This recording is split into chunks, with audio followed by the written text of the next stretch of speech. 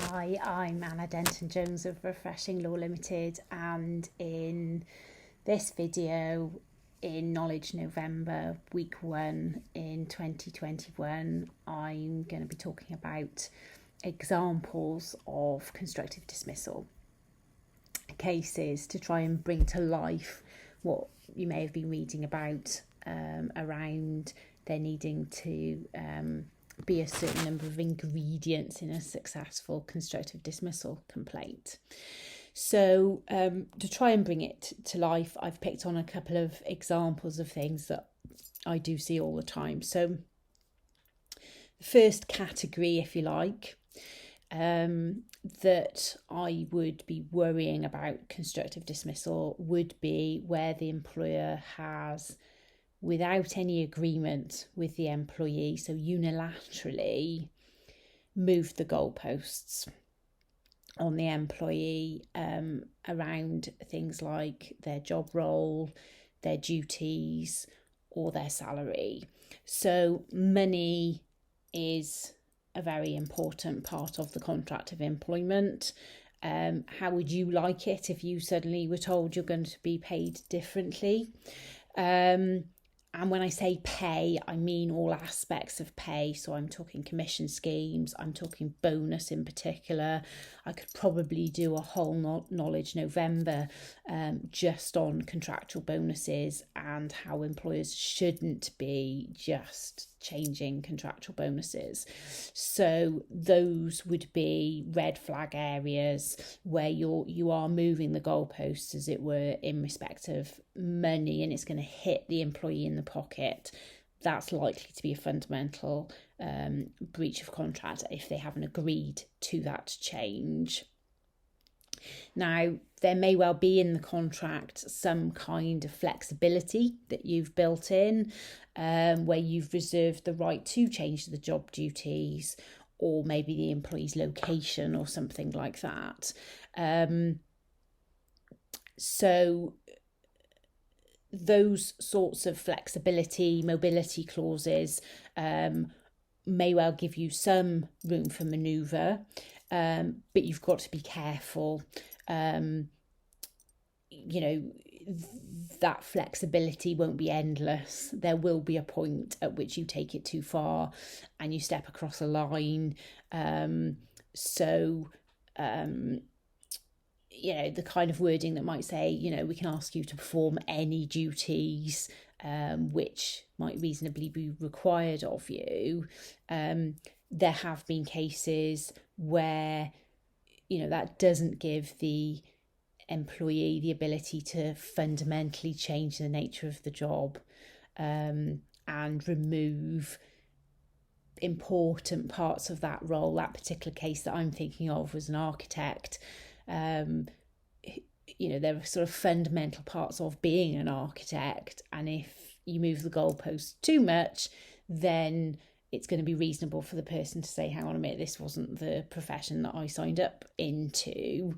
You're now asking me to do something very different. And of course, it's all a balancing act because everybody is expected to sort of move with the times and learn new things and be flexible in that sense. Nothing ever is set in complete stone. But it would be, the equivalent of, asking me, Anna, you do employment law. Next week, we want you to become a divorce lawyer. That would be an example of an employer pushing it too far. And I would be able to say, well, hang on a minute, I'm an employment lawyer. I don't do that area. Big theme that I always see in constructive dismissal cases is around demoting the employee, so downgrading them in some way. That might be relocating them to a smaller, less appropriate office. So I have had examples of people being given a cupboard virtually to work in.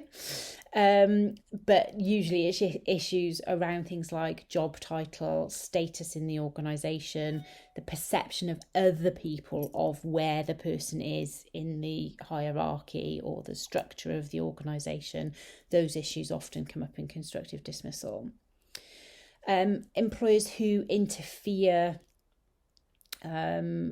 with a key part of something that the employee is doing in a way which is undermining them, can also be an issue. So the example I'm thinking of was a lecturer who had to mark their students in a certain way, and the organisation completely undermined the employee, putting in place a completely different set of results. That's getting us into the implied sort of term of trust and confidence, which is what I'm going to focus on in next week's video. So more on that next week. Issues around health and safety, I can foresee with COVID, working from home, people being asked to work hours that they're not contractually obliged to, with this sort of always on culture that we're getting into. Again, can take us into that implied term of trust and confidence territory, but also there are implied terms in everybody's contract of employment around safe place of work, safe systems of work. So you could get into that if there are workload issues, working hours issues. Another category would be asking the employee to do something you haven't got the contractual power to do. So if you are suspending somebody, if you're putting them on garden leave, if you're laying them off, any of those sorts of things, you need to have the power to do it in your contract. If you're not, then you are potentially breaching their contract. So don't assume, go away and check before you do any of those things. Grievances. There is an implied term in the contract that you will promptly address grievances, so don't sit on them. You are risking perhaps a constructive dismissal complaint if you go too far with that.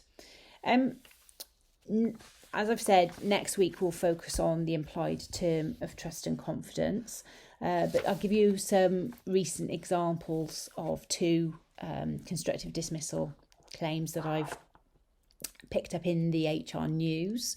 So one was an example of an employee who had a kidney cancer and was on quite a brutal treatment plan. So he was asking for his duties to be adjusted to accommodate what would be a disability anyway. And his manager's attitude was shockingly bad. And there was no empathy or willingness really to adjust his duties. And it reached a point where the manager had made some quite poor comments to the employee around things like, don't be a baby, grow up, where the employee had been trying to ask for some adjustments, which of course from a reasonable adjustment perspective and disability should be being made anyway. The employee felt he'd hit that point where, I can't give any more than I'm giving you. And the manager was still being demanding. That was a scenario where the employee could say, you're overstepping a line here. Another example involved an employee who had a very unwell child who was hospitalised, and the mother was asking for flexibility and wanting to be able to do some of her work from the child's bedside in the hospital. And the manager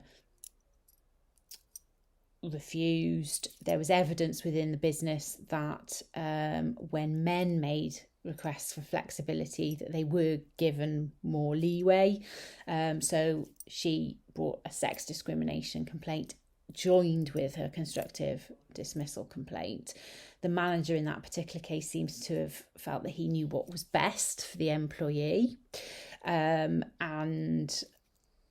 was the undoing of the employer ultimately, with an award of £8,000 being made in terms of the constructive dismissal element of the case. The sex discrimination angle part of the case was much more valuable to the employee, £50,000-60,000 worth of damages being awarded there.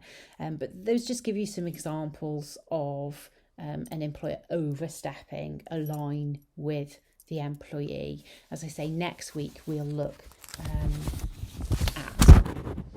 the implied term of trust and confidence and how that can affect constructive dismissal.